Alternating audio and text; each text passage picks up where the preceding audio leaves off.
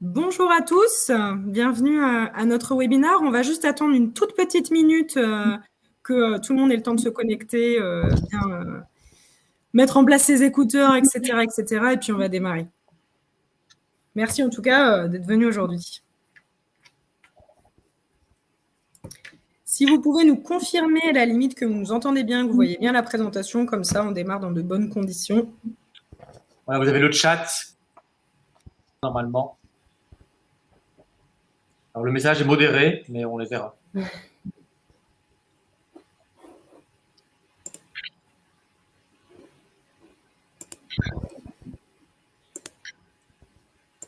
Ok, parfait.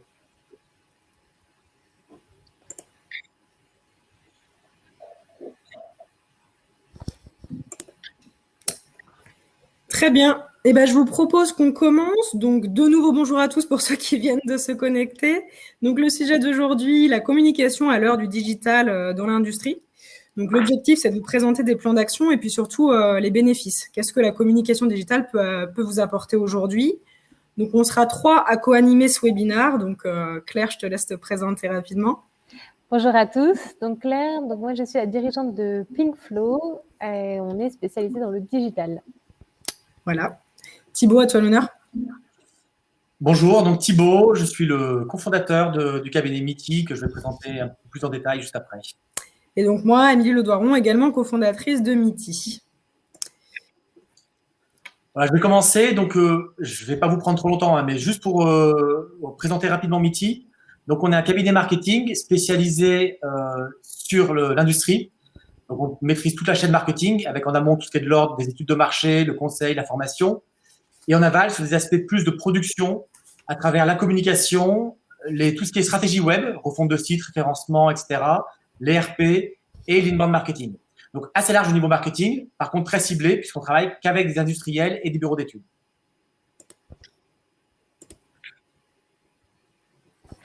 Et Pinkflow, donc Pinkflow, on est éditeur d'une solution de management visuel digital. Donc, j'éclaircirai toute cette thématique et ses cas d'usage juste après.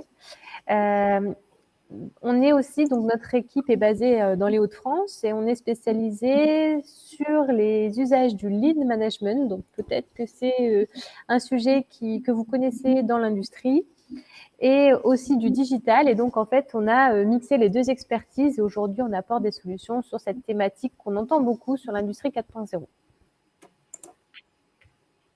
On a quelques références de clients pour vous situer. Aujourd'hui, on travaille dans quasiment tous les secteurs d'activité.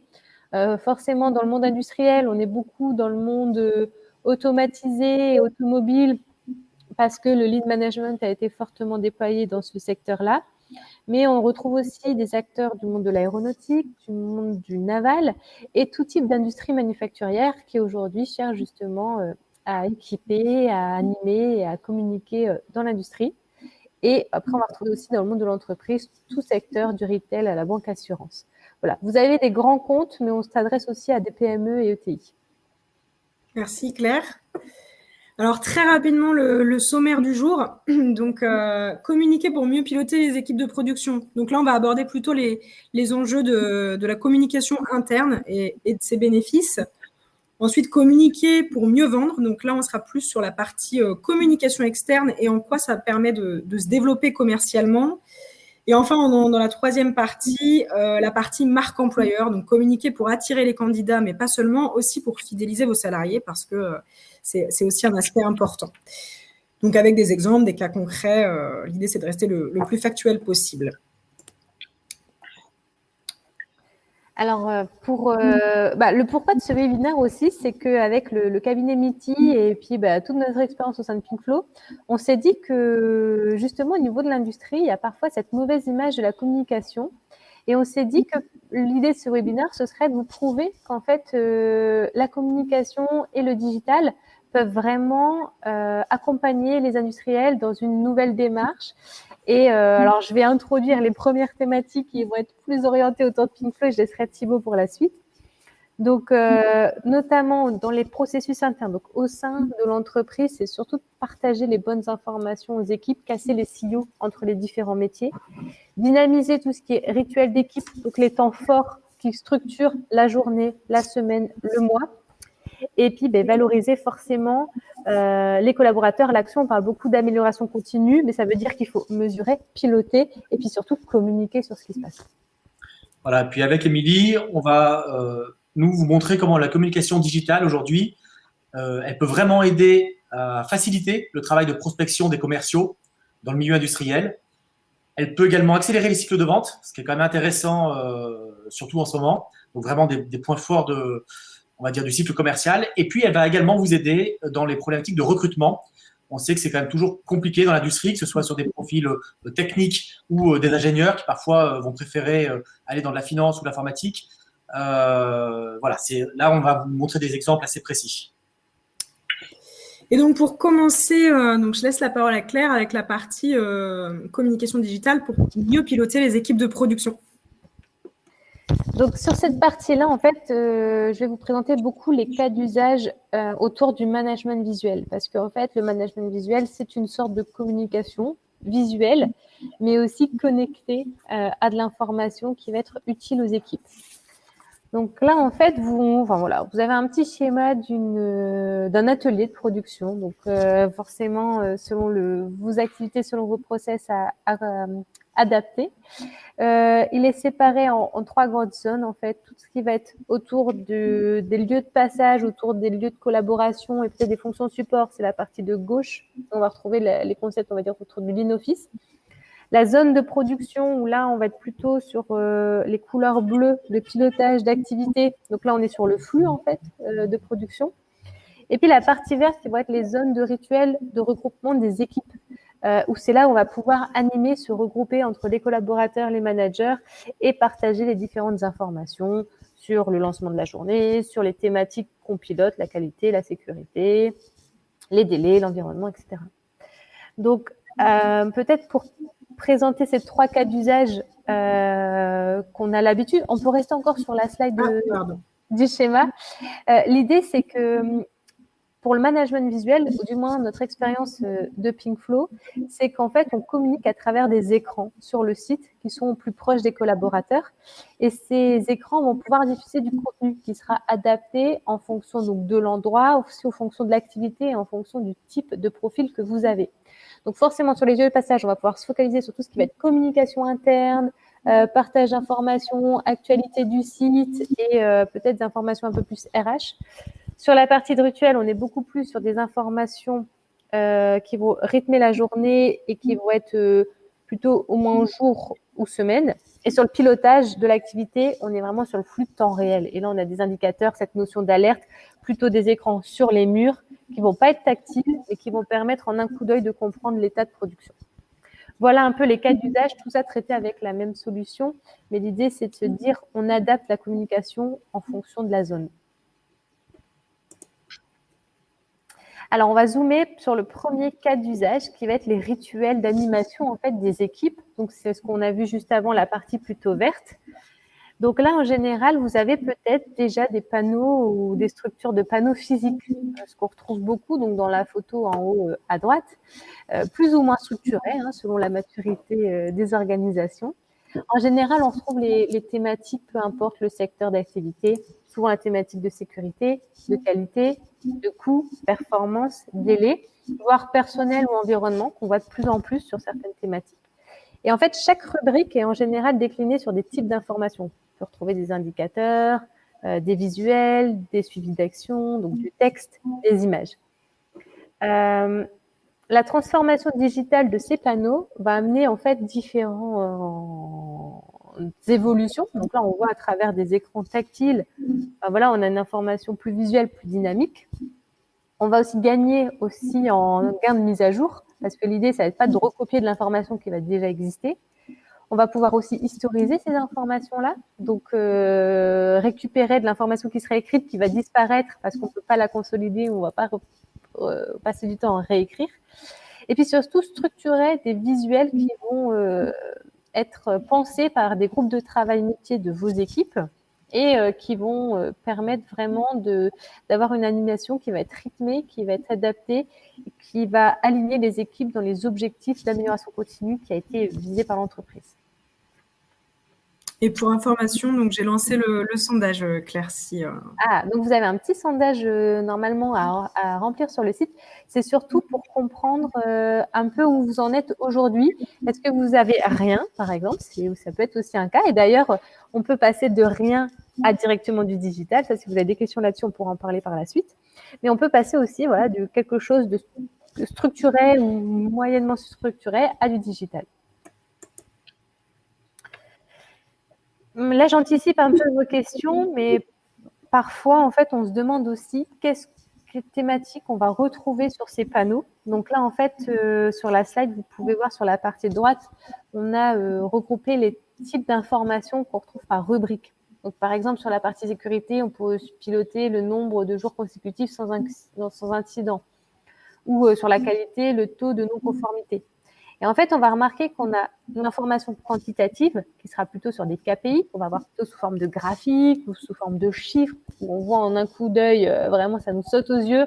On va pouvoir aussi jouer sur des codes couleurs, des clignotements pour rendre plus visible l'information. Mais on a aussi de l'information qualitative. Et ça, c'est super important pour ne pas rentrer dans une logique de tableau de bord où on n'aurait que de la donnée chiffrée. C'est aussi de donner du contexte à la donnée. Ce qu'on peut aussi appeler de la donnée un peu scénarisée. Et donc là, on va pouvoir retrouver aussi le message de l'équipe. Quels sont nos succès? Je partage. Quelle est la news du jour ou le focus du jour? Et on peut aussi noter des informations de pilotage, d'action, par exemple, en sachant qui fait quoi, etc. Donc voilà, on n'est pas dans une notion de tableau de bord, on est vraiment sur des panneaux de restitution d'informations pour l'animation de l'équipe et de la performance. Puis l'idée, c'est aussi de se connecter au maximum avec les systèmes d'information pour éviter des ressaisies. Parce que sinon, en fait, on sera plutôt sur la transition digitale. On transformerait du papier au digital, mais on resterait sur les mêmes structures parce qu'on recopierait la donnée. Donc, le fait de connecter de la donnée, c'est vraiment de gagner du temps et de passer à de la transformation en restant sur une animation existante. Et donc, on a quand même une bonne partie qui utilise des panneaux digitaux, mais aussi des tableaux blancs, selon les réponses au sondage. Hop, je te passe la prochaine slide. Donc, la prochaine slide, on passe sur la thématique du pilotage. Donc là, on est plutôt sur la vision en un coup d'œil. Est-ce qu'on est bon? Est-ce qu'on n'est pas bon? Donc, cette notion d'alerte, d'écart, d'avance-retard qui va en fait animer le processus en fait de production. Donc là, c'est encore d'autant plus important d'être connecté à vos outils, que ce soit les machines, que ce soit l'ERP ou peut-être le MES, pour avoir vraiment de l'information live, mais qui est surtout bien mis en valeur. En fait, l'idée, c'est vraiment de travailler sur la restitution de l'information, les choix visuels, les choix graphiques, pour que les équipes accèdent facilement à l'information, la comprennent très bien et qu'elle anime vraiment tout le processus de performance. Et donc, on est autant sur de la donnée métier, donc donner un contexte métier pour que ce soit utile aux équipes, mais en même temps, une partie du visuel et de choix design et ergonomique. Et pour finir, donc on passe sur le troisième cas d'usage qui est la partie orange du premier schéma. Donc là, c'est la communication interne. Et donc là, en fait, dans la plupart des industriels qu'on a la chance d'accompagner, on remarque aussi que ce sujet de communication, c'est jamais le premier prioritaire. On va partir d'abord sur du pilotage parce qu'on va avoir une notion de ROI plus forte ou d'animation de rituel parce qu'on a un gain de passer du papier au digital. La communication, c'est un peu plus dur à mesurer en termes de ROI. Par contre, il faut que ce soit en fait un sujet qui soit porté par la direction. En fait, c'est pas un sujet juste de communication, c'est vraiment devenu un sujet stratégique de comment en fait ma communication, je vais l'orienter par rapport à un objectif en fait d'atteinte, un objectif stratégique de changement d'embarquement des équipes autour du projet de l'entreprise. Et l'idée, ça va être surtout de partager des informations entre les différents départements. On n'est pas que sur de l'information de production, on n'est pas que sur l'information RH, on n'est pas que sur l'information du service client. C'est comment aujourd'hui je fais un sentiment d'appartenance à l'ensemble des thématiques des équipes pour aller en fait dans le même sens qui va être augmenter le taux de qualité en fait et d'expérience client. Enfin voilà, il peut y avoir différents sujets que vous allez piloter. Et donc l'idée, ça va être surtout de structurer le contenu qui va permettre de rassembler les équipes autour des objectifs de l'entreprise. Et donc maintenant, communiquer pour mieux vendre grâce au digital. Donc déjà, la communication digitale, à quoi ça sert? Donc ça sert à augmenter votre rayonnement comparé à la communication traditionnelle. Ça sert, comme l'avait dit Thibaut, à faciliter votre prospection, à valoriser votre expertise via une multitude de canaux, une multitude de livrables, à fidéliser vos clients, mais aussi vos salariés, à analyser beaucoup plus qu'avec la communication traditionnelle. On a beaucoup plus de métriques disponibles, on peut faire des analyses beaucoup plus fines, et à faire des économies. Parce que oui, la communication digitale coûte globalement moins cher que la communication traditionnelle, en tout cas avec un ROI beaucoup plus fort. Et donc, quelques exemples de avant avec la communication traditionnelle et après avec la communication digitale. Donc, l'exemple des salons. Donc, à l'époque, pour un salon assez classique, on peut être sur un coût de stand entre 3 000, 5 000 jusqu'à 30 000 euros pour les très gros stands. C'est sur une période donnée spécifique, donc sur 2 ou 3 jours globalement. On ne sait pas exactement combien de leads on va ramener et globalement, les salons sont quand même de moins en moins efficaces de ce côté-là. D'ailleurs, on voit de plus en plus de salons qui, même avant la pandémie, passaient déjà au phygital avec la partie physique, la partie digitale, et c'est bien pour une raison. Aujourd'hui, par exemple, comme le fait Siemens, on peut mettre en place des showrooms digitaux qui permettent d'avoir un espèce de stand. Alors, chez Siemens, c'est surdimensionné, hein, on est sur des budgets conséquents, bien sûr, mais là, c'est carrément toute une salle, on peut aller faire différentes choses, c'est très interactif, mais on peut avoir un stand digital pour des budgets tout à fait raisonnables, qu'on peut activer soit quand il y a une période de salon, soit on la laisse à disposition tout le temps. On traque les visiteurs, on traque ce qu'ils vont faire, on traque les conversions, etc. Donc, c'est très intéressant et ça coûte nettement moins cher qu'une présence salon classique. Ensuite, si on prend l'exemple des plaquettes, donc les plaquettes très utilisées dans l'industrie et encore aujourd'hui, et pas seulement dans l'industrie. Donc là, en communication traditionnelle, il fallait compter les coûts de création par des graphistes, une agence spécialisée. Ensuite, les coûts d'impression. Il fallait créer son listing, les envoyer ou les déposer chez les clients, etc. On ne savait pas vraiment si elles étaient lues ou jetées à la poubelle. On ne savait pas quelles informations étaient lues, etc. Enfin bref. Aujourd'hui, on ne dit pas qu'il ne faut plus que ça soit utilisé, seulement il faut que ce soit utilisé pour des cas très précis. Par exemple, en tant que support de vente, quand on va chez un client, qu'on est déjà dans une phase de négociation, ça peut être un livrable à laisser sur place, c'est très intéressant. Par contre, pour toute la partie avant-vente, clairement, il vaut mieux se baser sur le digital, où là encore, on a des métriques beaucoup plus fortes et on peut suivre, et surtout, on peut faire beaucoup plus de choses avec des coûts moins importants, avec des articles de blog, des livres blancs, des plaquettes interactives grâce au PDF. Voilà, on met des liens qui permettent d'aller plus en profondeur dans l'information. Donc, ça permet aussi au lecteur de choisir son niveau d'information. C'est beaucoup plus interactif. Si on prend un dernier exemple, qui est l'exemple de la prospection, qui est la problématique de nombreux services commerciaux. Donc, comment on fonctionnait avant et comment on fonctionne encore maintenant, hein. Encore une fois, les choses peuvent être très complémentaires. Donc, on achetait des bases de données, on avait son petit CSV, on était sur de la prospection dans le dur avec du cold calling.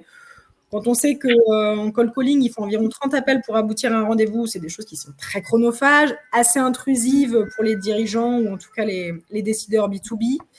Alors qu'aujourd'hui, avec la communication digitale, on est plutôt dans une logique d'inbound où on attire les prospects à nous. En tout cas, on éveille un certain intérêt. Si on prend l'exemple, donc là, je vous ai mis une copie d'écran du logiciel Lemlist et qu'on peut utiliser avec LinkedIn. LinkedIn, aujourd'hui, par exemple, c'est 740 millions d'utilisateurs actifs dans le monde. Donc, une base de données de décideurs B2B qui ne demande qu'à être exploitée. Et donc, on peut, par exemple, prendre contact, prospecter des gens qui réagissent avec nos posts, des choses comme ça. En tout cas, des gens qui sont déjà un petit peu plus mûrs qu'avec le cold calling classique. Et ça coûte, encore une fois, beaucoup moins cher. Un abonnement LinkedIn pour un commercial type Sales Navigator, c'est environ 80 € par mois. Donc, quand on voit le coût des bases de données aujourd'hui, c'est, voilà. Encore une fois, ça permet de faire des économies. Voilà, donc comme l'expliquait Émilie, la communication digitale aujourd'hui en milieu industriel, elle vous permet de rayonner bien plus fort. Elle ne vous permet pas uniquement de faire un peu mieux ou un peu différemment que ce que vous faisiez déjà en communication traditionnelle, print, salon, etc. Elle vous permet d'aller beaucoup plus loin, de gagner vraiment en visibilité et surtout de le faire de façon continue. Là où avant, vous rencontriez des prospects sur un salon et puis vous leur passiez quelques coups de fil de temps en temps, la communication digitale, elle vous permet d'être présent auprès de votre marché, de vos prospects, tout au long du cycle de décision. Voilà, c'est ce qu'on a présenté ici hein, dans l'entonnoir que vous voyez à droite. un prospect, quel que soit le marché, va passer par différents stades. Le premier stade, c'est le stade qu'on appelle le TOFU, le top of funnel, donc c'est le haut de l'entonnoir. Là, il prend conscience qu'il y a certaines problématiques qui se posent dans son entreprise et qui va voir se tourner vers des prestataires qui vont pouvoir l'aider à aller un peu plus loin, à résoudre ses problèmes. Le MOFU, c'est le middle of funnel, c'est là où il va se rendre compte des différentes solutions qui s'offrent à lui, des différents produits qu'il peut acquérir. Et le BOFU, la fin de l'entonnoir, le bottom of funnel, c'est le moment où il choisit la solution ou votre produit qu'il va pouvoir intégrer à votre chaîne de valeur. La communication digitale, elle a pour but de communiquer à tous ces stades de maturité. Donc, pour des gens qui sont très en amont, qui ne sont pas du tout encore prêts à acquérir vos produits, mais pour commencer à les évangéliser sur des problématiques. Et comme pour ceux qui sont en BOFU, c'est-à-dire qui sont vraiment prêts à acquérir un produit et on va leur adresser un message. On va pouvoir également communiquer avec, ça, il ne faut pas l'oublier, la communication digitale, elle vous permet aussi de communiquer avec vos clients, ceux qui ont fait le choix de vos produits, de les fidéliser. Les fidéliser, ce n'est pas uniquement leur envoyer une newsletter tous les 6 mois et de leur dire et de les tenir au courant de votre actualité.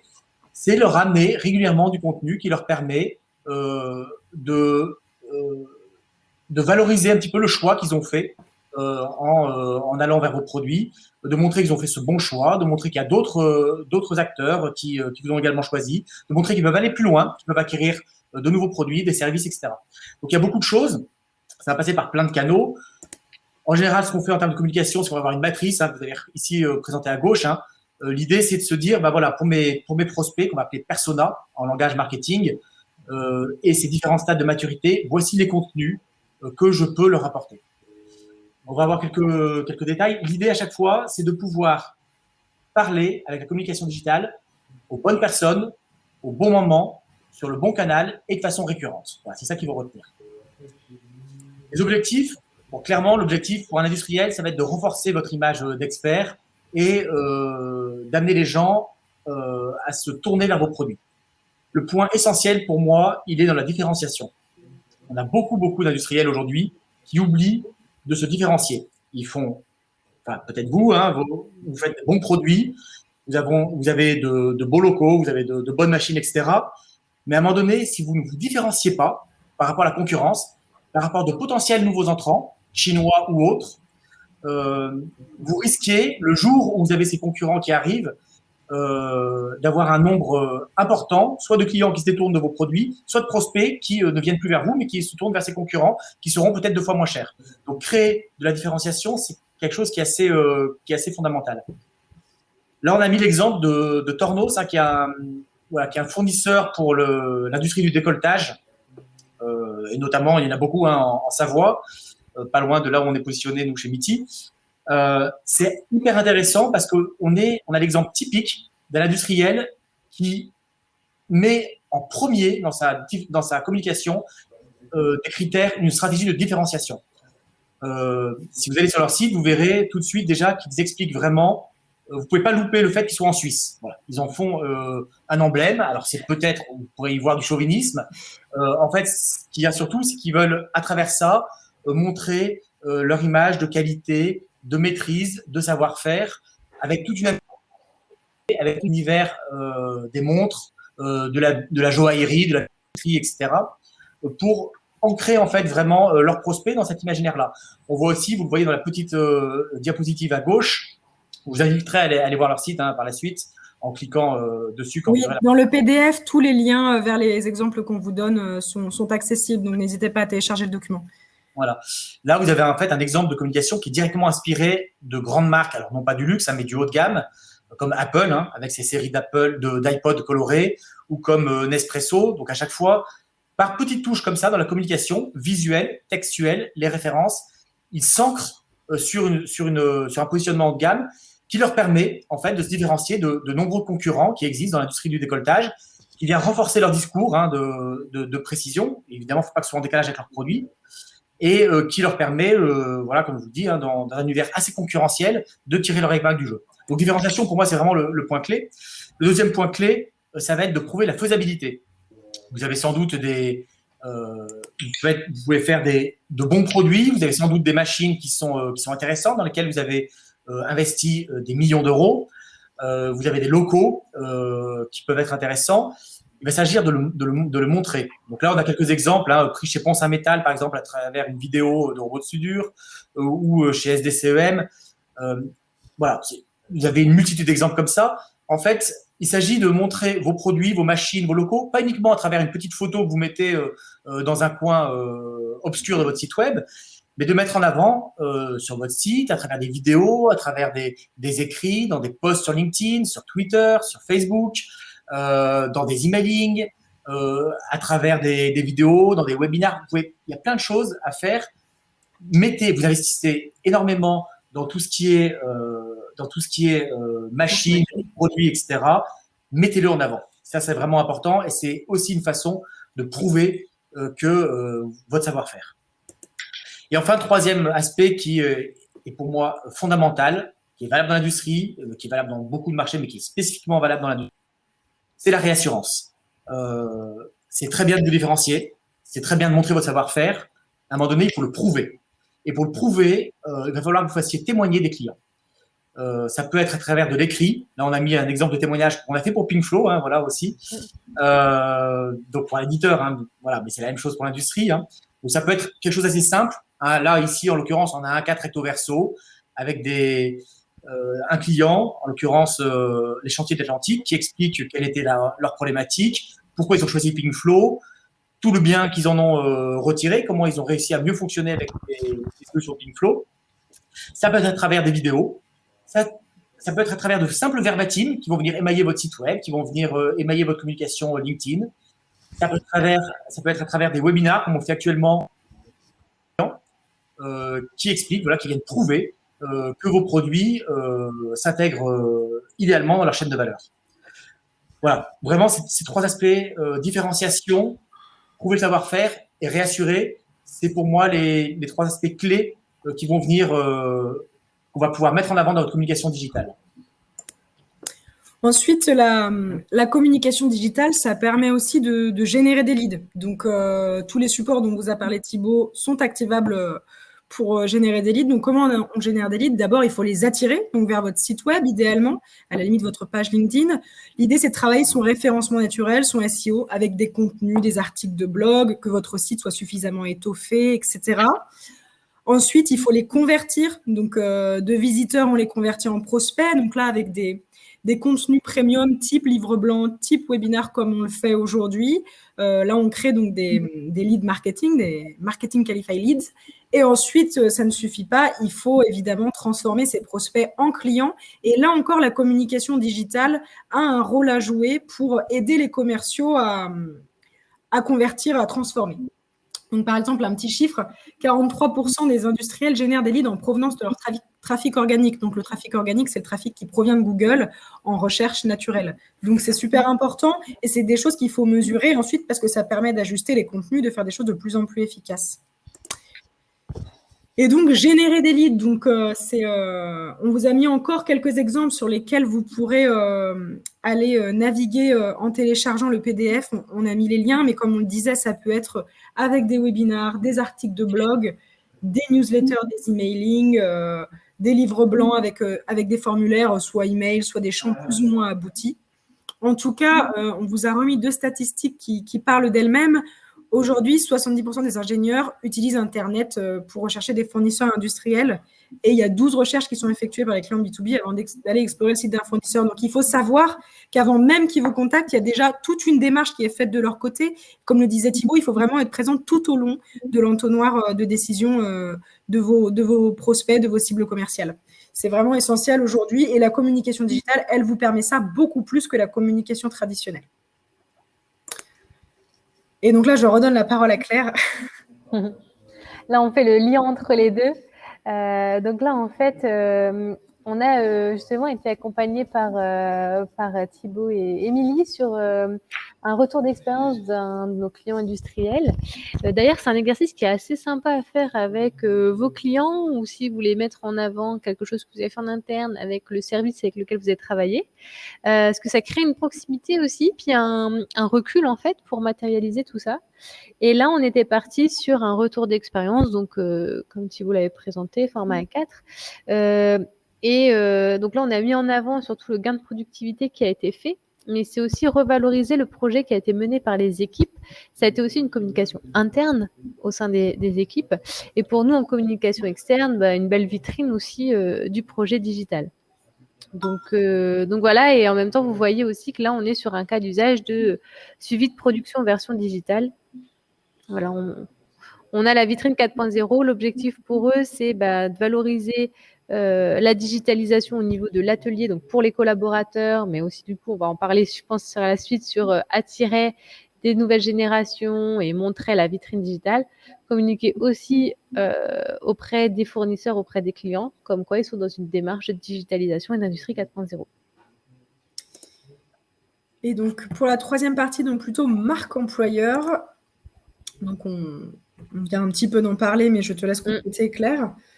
Ça, c'est un phénomène qui a été pris en compte, on va dire, assez récemment auprès des industriels parce qu'en fait, ils se rendent compte qu'équiper déjà en interne le site d'outils digitaux, ça, en fait, c'est l'objectif aussi de rentrer dans le confort et dans la marque, l'image de marque auprès des salariés, en fait, en interne. Donc après se pose la question du contenu, parce qu'en fait, le pire serait de se dire on va acheter des écrans, on va en mettre partout, mais on ne sait pas quoi communiquer, ou on a un PowerPoint qui va tourner en boucle sans rafraîchissement. Donc au début, il y a peut-être un effet wow si le PowerPoint est bien fait. Mais bon, au bout de quelques jours, les équipes vont un peu se lasser du contenu. Donc, il y a un vrai enjeu là-dessus. C'est qu'il faut qu'il y ait vraiment une stratégie de contenu qui soit menée en parallèle des supports, forcément. Donc, il y a le choix des endroits où on positionne les supports. Est-ce qu'ils sont tactiles, pas tactiles, quelle taille, mais surtout et surtout le contenu et qu'il soit un maximum aussi facile à mettre à jour. Donc, soit automatisé ou au moins avoir une réflexion sur qui alimente les informations pour pas que ce soit perdu.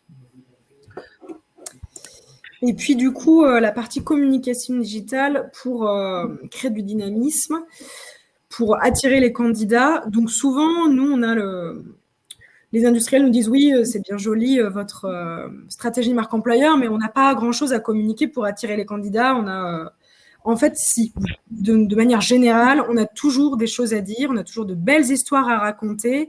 Et pour la partie marque employeur, on vous a mis quelques exemples. Ça peut être de communiquer sur votre démarche RSE, même si elle est balbutiante, justement, communiquer sur le fait que vous démarrez ce type de démarche, c'est déjà une bonne chose. Sur la qualité de vie au travail, ça peut être avec des photos d'équipe. Vous avez organisé un resto pour toute l'équipe. Voilà, ça peut être intéressant de mettre des photos, de montrer qu'il y a une bonne ambiance. Les innovations, évidemment, et les références clients pour attirer les ingénieurs moutons à 5 pattes. Ils ont envie de savoir qu'ils vont travailler sur de beaux projets. Sur la partie RH aussi, toutes les parties formation, plan de carrière. Vous avez un technicien, quelqu'un qui a chez vous démarré en tant que technicien, qui est aujourd'hui promu au poste de responsable qualité. Ça, c'est une très belle histoire à raconter via les réseaux sociaux, sur votre site, etc. et qui attire les candidats en montrant que chez vous, il est possible d'évoluer. Et puis, évidemment, les témoignages collaborateurs, de la même manière que pour les témoignages clients, c'est des choses qui fonctionnent très bien. Et en plus de ça, ils ont l'avantage, de mettre en avant aussi vos salariés, de les valoriser, de montrer que vous leur accordez de l'importance. Et puis, je ne vais pas repasser les canaux. Il y a les canaux traditionnels, réseaux sociaux. Et donc là, si vous avez vraiment une démarche purement marque employeur, que c'est vraiment ça votre principale problématique et non pas des problématiques commerciales, il peut être intéressant d'aller investiguer d'autres réseaux type Instagram, Facebook, là où sont présents les candidats. Il y a évidemment les sites spécialisés. Il faut travailler vos offres d'emploi également. Il y a trop d'offres d'emploi super classiques. Rien que travailler un petit peu la manière dont vous présentez votre entreprise, quelles vont être les missions, avec un côté un peu catchy, ça peut faire la différence. Les réseaux sectoriels, mais ça, souvent, vous les utilisez assez bien.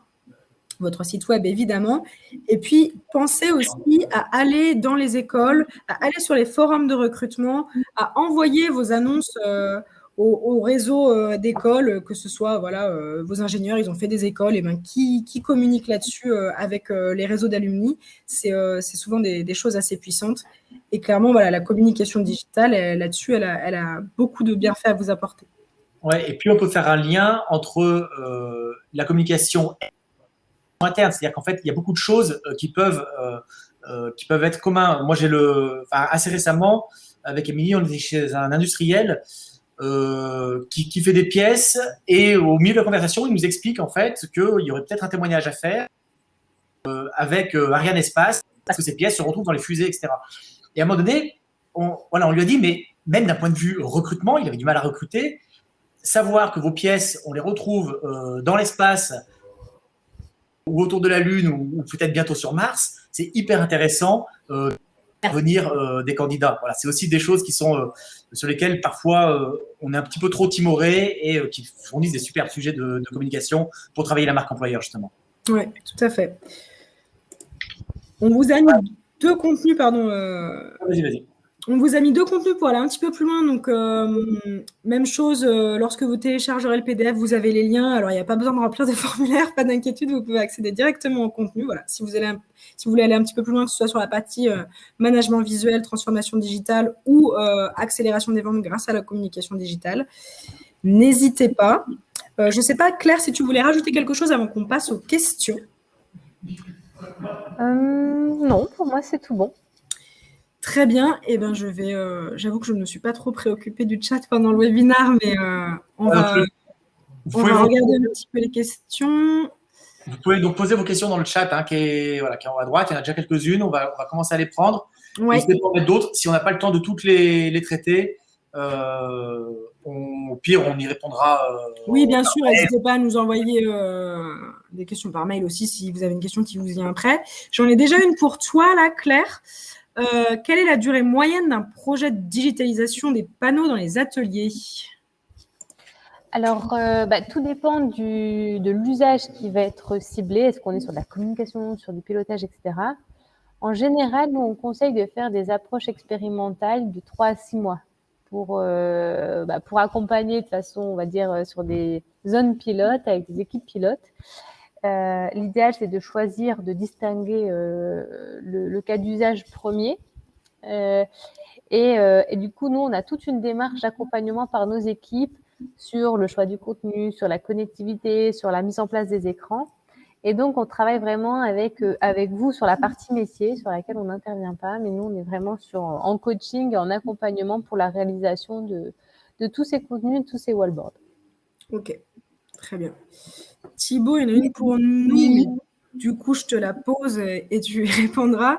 Combien faut-il prévoir de budget pour une stratégie de communication en moyenne ? Alors, c'est une question qui est assez vaste. En fait, l'idée, c'est si vous n'avez pas du tout l'habitude de communiquer, ça va être peut-être de commencer avec des budgets assez raisonnables. Alors nous, en tout cas, chez Miti, on a une culture très, très ROI. C'est-à-dire qu'en fait, il faut commencer à mettre quelques actions avec tout de suite des indicateurs qui vont vous permettre de mesurer leur rentabilité, leur succès. Donc, ça peut être, je sais pas, le trafic sur votre site, ça peut être la notoriété, ça peut être le nombre de leads que ça vous apporte, ça peut être n'importe quel indicateur, mais mesurer en fait ce qui va être fait. Et à partir de là, quand vous commencez à mesurer les actions que vous mettez en place, vous allez pouvoir voir leur ROI que vous en avez. Et si ce retour d'investissement est gagnant, ce qui sera le cas si c'est bien fait, vous allez pouvoir petit à petit aller sur des budgets de plus en plus importants. Voilà, donc pas forcément commencer avec des choses énormes. Ça peut être, on parlait beaucoup de témoignages clients, de success stories. Nous, il y a des industriels avec qui on commence uniquement là-dessus. On fait un témoignage client. Ils voient tout de suite l'intérêt, les commerciaux en sont friands, ils peuvent les réutiliser, etc. Et après, derrière, ils nous en demandent d'autres. Et puis, on passe à un plan de communication à l'année avec différents canaux, des emailing, des communiqués de presse, des stratégies réseaux sociaux, etc., etc. Et tu peux nous donner un ordre de prix? Oui, alors, on va aller sur un témoignage client dans sa forme assez simple. On va être après, ça va commencer à 1 500 €. Après, évidemment, si on va sur des témoignages vidéo, on va être plus cher. On va aller peut-être sur des budgets potentiellement jusqu'à 10 000 euros. Ça va vraiment dépendre des cas d'usage que vous souhaitez avoir. Et après, sur une stratégie globale en termes de communication, nous, chez Meetie, on commence avec des offres assez légères, justement pour des petites PMI qui n'ont pas l'habitude de beaucoup communiquer, pour leur faire monter une première marche. Voilà, à partir de 1000 et quelques euros par mois. Après, on va avoir des budgets qui vont être plus vers 5 euros par mois. Là, on est déjà sur des entreprises qui ont déjà pris une certaine habitude et qui ont déjà mesuré les choses. Voilà, il faut penser un petit peu, sans d'avoir un budget, de penser annuellement, mais aussi de le ventiler mensuellement. Ça vous permet aussi de faire l'équivalent par rapport à des coûts salariaux. Voilà, c'est aussi une bonne façon de calculer ces coûts de communication. Et puis après, évidemment, j'en ai pas parlé là, mais il y a tout ce qui est coûts ponctuels en termes de communication, typiquement une refonte de site ou une participation à un salon, etc. Évidemment. Claire, une autre question pour toi. Quel type de données vous savez connecter? Alors ça, c'est vrai qu'on a beaucoup parlé du contenu, mais après, il y a le comment on connecte. On a vu aussi une accélération là depuis l'année dernière de Microsoft 365. Des industriels qui étaient très peu équipés de ces outils online, privilégiant plutôt les outils, on va dire, classiques du pack office, par exemple. Et aujourd'hui, c'est vrai que vous avez accès en général à toute une multitude de nouveaux outils qui vont permettre de partager, de collaborer à distance. Mais vous avez aussi tout ce qui va être analytics avec le Power BI, par exemple. Des sujets avec des outils comme Planner ou Task pour les plans d'action, du SharePoint pour le partage de documents, de médias, etc. On a beaucoup accentué toute la partie Microsoft 365 parce que elle est clé et en fait, on peut exploiter du coup toute la partie métier à travers des wallboards. Et après, bien sûr, on a toute la bibliothèque de connecteurs standards par API, donc pour toutes les solutions web, ou classiques par base de données ou par fichier, pour se connecter à vos machines, à vos ERP, etc. Très bien, merci. Thibaut, je re-switch, comme ça on fait un match de tennis. C'est pas vraiment une question, c'est plus une remarque qui nous dit les éléments que vous présentez en communication externe paraissent très bien, mais en tant qu'industriel, on n'a pas forcément le temps de créer et de gérer tout ça. Donc comment faire? Oui, c'est pour ça aussi qu'on existe, Meetie. Effectivement, c'est pas toujours évident de mettre ça en place en interne. Ou alors, quand c'est mis en interne, parfois, c'est pas suivi. C'est-à-dire qu'on voit beaucoup des entreprises industrielles, notamment, mais c'est valable aussi dans d'autres secteurs, qui mettent en place des blogs. Et puis, vous avez des billets de blog qui apparaissent. Allez, vous en avez un par semaine au début. Et puis, au bout de 2 ou 3 mois, vous en avez plus qu'un par mois. Et puis ensuite, voilà, vous y retournez 2 ans après, il n'y a plus rien. Donc, effectivement, il faut pouvoir mettre en place des choses, mais surtout les tenir dans le temps. Une des solutions, on n'a pas la prétention de dire que c'est la seule, mais une. Et en tout cas, là où on pourra nous vous aider chez Meetie, c'est dans l'externalisation. C'est-à-dire qu'en fait, voilà, travailler avec un cabinet comme le nôtre, ça vous permet d'avoir un contrat sur une période, un certain nombre de livrables qui sont prévus, et vous êtes sûr que ça va pouvoir être cadencé et pouvoir être fait tout au long de l'année, même si vous n'avez pas tellement le temps de vous en occuper, parce que vous allez travailler avec un cabinet qui connaît les problématiques industrielles et qui est capable d'avancer presque de façon autonome. Oui, puis surtout avec ces contrats de type un peu récurrent, on agit un petit peu comme un espèce de chargé de communication, responsable marketing externalisé. Et du coup, au fur et à mesure des mois, ça vous prend de moins en moins de temps parce que nous, on vous connaît de mieux en mieux, on sait sur quoi appuyer, on connaît votre langage, etc. Et du coup, finalement, ça vous prend plus beaucoup de temps. À la limite, 1 heure de réunion mensuelle pour faire le bilan et planifier les actions du mois d'après, parfois, c'est suffisant. Donc, voilà, c'est pas si chronophage que ça. Et du coup, on peut travailler avec des industriels qui n'ont pas du tout de service communication, voilà, qui nous externalisent ça, ou avec des responsables com qui, évidemment, n'ont pas le temps de tout faire et donc vont nous sous-traiter une partie du travail sur lesquels ils ne peuvent pas faire en interne parce qu'il faudrait être une dizaine pour pouvoir travailler tous les canaux de communication de front. Donc Claire, je repasse la balle de ton côté. J'ai une question sur les POC. Donc, en quoi consiste un POC avec Pinkflow et quel budget surtout il faut prévoir Alors, en général, un POC, c'est une phase en fait de proof of concept, donc une phase d'expérimentation. Elle dure entre 3 et 6 mois, donc c'est se dire, on travaille la zone pilote. Et en général, on tient un budget autour de 5 000 € pour lancer. Donc après, on définit vraiment les cas d'usage et le périmètre. Mais voilà, ce qu'il faut compter en général pour un lancement, licence et accompagnement inclus. D'accord, ok. Très bien. Thibaut, une question assez concrète pour le coup. Quand est-ce qu'on peut percevoir les premiers effets sur les ventes quand on démarre une stratégie de communication? Donc en gros, quand est-ce qu'on a les premiers devis qui tombent grâce à nos actions de com? Alors, la réponse, ça va être rapidement. C'est-à-dire qu'en fait, ce qui est important, que je vous l'ai dit, pour chaque action de communication, quelle qu'elle soit, c'est de mettre des indicateurs. Et assez tout de suite, il faut que vous regardiez si les indicateurs vont dans le bon sens. Alors, évidemment, si vous mettez en place un blog, vous allez voir très rapidement, au bout d'1 ou 2 mois, vous devez voir si ça se traduit par une hausse de trafic sur votre site. Hausse de trafic ne veut pas dire hausse de vos ventes. Donc, évidemment, il y a tout le circuit de décision qui va prendre du temps. Hein. Ça va se traduire dans votre chiffre d'affaires au bout de plusieurs mois, plusieurs années, parfois. Hein. Ça dépend un peu des process et de votre marché. Mais en tout cas, il ne faut pas attendre 1 an ou 2 ans pour regarder si la stratégie de blogging ou votre stratégie sur LinkedIn, elle fonctionne et elle vous rapporte quelque chose ou pas. Alors ça, c'est valable pour les actions à la rigueur qui ne vous coûtent pas trop cher, mais c'est encore plus valable pour des actions qui peuvent vous coûter cher, comme du Google Ads ou des choses comme ça. Il faut être vraiment là-dessus hyper vigilant. Et j'ai envie de dire presque dans les premiers jours, regardez si ça se traduit par une hausse de trafic ou par des indicateurs très très concrets.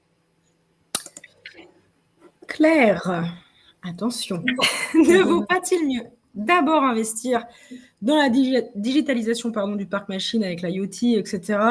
et ensuite faire remonter les données sur les panneaux? Parce que voilà, dans quel sens faut prendre les choses?